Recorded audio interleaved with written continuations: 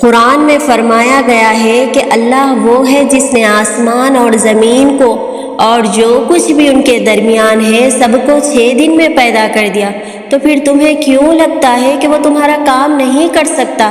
یا تم ایسا کیوں سوچتے ہو کہ جو مانگا ہے وہ تمہیں وہ چیز دے نہیں سکتا؟ اس کے خزانوں میں کبھی کمی نہیں ہوتی، وہ آسمان سے لے کر زمین تک ہر کام کی تدبیر کرتا ہے۔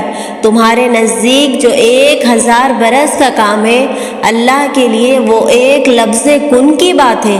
کائنات جو بھی کہے اپنا یقین پختہ رکھو، کیونکہ یقین والوں کے لیے وہ قرآن میں فرماتا ہے کہ اگر اللہ کی مدد تمہارے ساتھ ہے تو تمہیں اور کس کی مدد کی ضرورت ہے؟ اگر اللہ تمہیں تھام لے تو کس کی اتنی جرأت کہ تمہیں گرا سکے؟ اگر اللہ سفارش سن لے تو کس میں اتنی ہمت کہ وہ انکار کرے؟ اور اگر اللہ ہی سفارش نہ سنے تو ان لوگوں میں سے کون یہ بل بوتا رکھتا ہے کہ اس سے اپنی سفارش منوا لے؟ جب تک اللہ تمہارے ساتھ ہے تب تک نہ کوئی تمہارا کام بگاڑ سکتا ہے اور نہ تمہیں ہرا سکتا ہے، اور جب وہ کسی چیز کا ارادہ باندھ لیتا ہے تو کائنات کی کوئی چیز اسے روک نہیں سکتی۔ وہ ٹوٹے دلوں کا مالک ہے، بے شک تم کتنی ہی تکلیف میں کیوں نہ ہو، جب تمہیں لگنے لگے کہ ہر راستہ اور ہر دروازہ بند ہو چکا ہے، جب ٹوٹی ذات کے ساتھ سانس لینا بھی محال ہو جائے، اگر تمہارا دل کرچی کرچی ہو گیا ہے اور تمہاری روح پتا پتا بکھر گئی ہو، آخر میں وہ سب جوڑ دے گا، ایسے جیسے کچھ ٹوٹا ہی نہ ہو۔ بس اس کا در ہمیشہ کھٹکھٹاتے رہنا، بھروسے اور امید کا دیا ہمیشہ جلائے رکھنا۔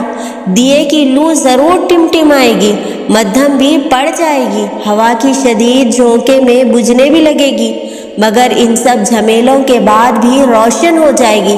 اسی طرح اگر تم اللہ کی ذات پر بھروسہ رکھو گے تو وہ خدا ناممکن کو بھی ممکن کر دے گا، ٹوٹا دل جوڑ دے گا، بکھری روح سمیٹ لے گا، کیونکہ توڑنے اور جوڑنے والی ذات تو صرف اللہ کی ہے۔ اور یہ جتنی آزمائشیں آئی ہوئی ہیں نا تم پہ، ان میں اللہ کی مصلحت چھپی ہے جو ابھی تو نظر نہیں آئے گی تمہیں، مگر یقین کرو اس کا انعام تمہیں بہت بہترین بن کے ملنے والا ہے۔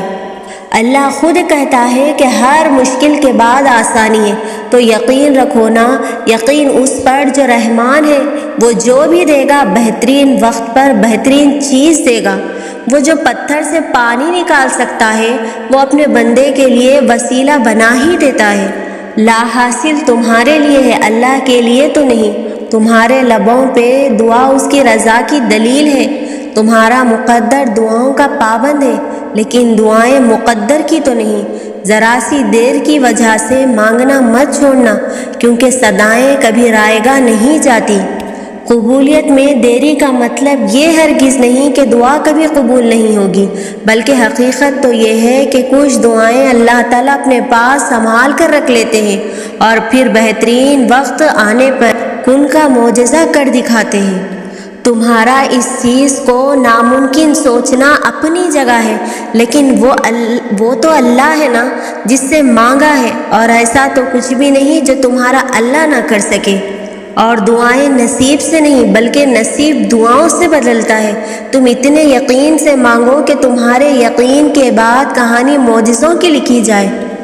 دعاؤں کا مسلسل تمہارے لبوں کی تسبیح بن جانا اللہ کی طرف سے تمہارے لیے قبولیت کا ایک اشارہ ہے، اور دعا مانگتے رہو، اسے اپنے بندے کے اٹھے ہوئے ہاتھوں کی لاج رکھنا آتا ہے، اور تم دعا تک خود نہیں پہنچتے، تمہیں دعا تک لایا جاتا ہے۔ تمہارے دل میں کسی چیز کے لیے دعا کا خیال آنا اور تمہارے ہاتھوں کا دعا میں اٹھنا ہی اس بات کی نشانی ہے کہ اللہ تمہیں نوازنا چاہتا ہے۔ اگر آپ ایک ہی دعا مسلسل ہر نماز میں مانگ رہے ہیں تو یہ کوئی اتفاق نہیں ہے۔